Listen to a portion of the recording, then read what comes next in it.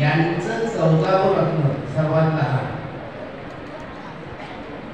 लक्षात घ्या विद्यार्थी मित्रांनो, कार्यक्रम तुमच्यासाठी आहे. तुम्ही लक्षात घ्या हे 14वं रत्न आहे आणि तारीख पण 14वं रत्न आणि 14वी तारीख हा सुद्धा एक सहयोग बनावटी काय हे सुद्धा आपण या ठिकाणी मांडलं पाहिजे. 14 फेब्रुवारीला जन्म झाला, 14 तारखेला त्यांचं 14वं पुत्र भीमाबाईचं.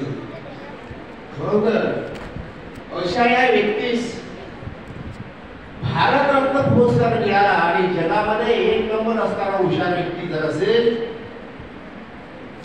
तर डॉक्टर बाबासाहेब आंबेडकर यांच्यासारखा हुशार माणूस जगामध्ये आजपर्यंत झाला नाही आणि होणार नाही. दलित समाजामध्ये जन्म घेतला. माणसं 3 प्रकारची असतात समाजामध्ये.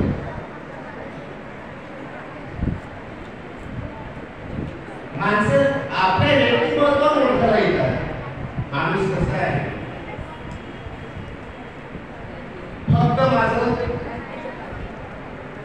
आपली माहिती आपली माणसं त्याचं वैभव एवढंच आहे. माझ्या फक्त मराठी मला दुसऱ्याचं काही नव्हतं. दुसरं व्यक्तिमत्व असं असतं की दुसऱ्याच्या दुःखामध्ये सहभागी होतात, दुसऱ्याच्या सुखामध्ये सहभागी होतात, दुसऱ्याच्या सुखात आनंद मानतो आणि दुःखामध्ये सुद्धा दुःख मानतो. असे काही लोक असतात. साधू तुकाराम महाराजांनी म्हटलेलं सर्व सुखाचं कारण समाधान. आनंदाचं कारण असेल, सुखाचं कारण असेल तर समाधान पाहिजे. आणि असे लोक हे दुसऱ्या क्रमांकामध्ये असतात. आणि तिसऱ्या क्रमांकामध्ये आहे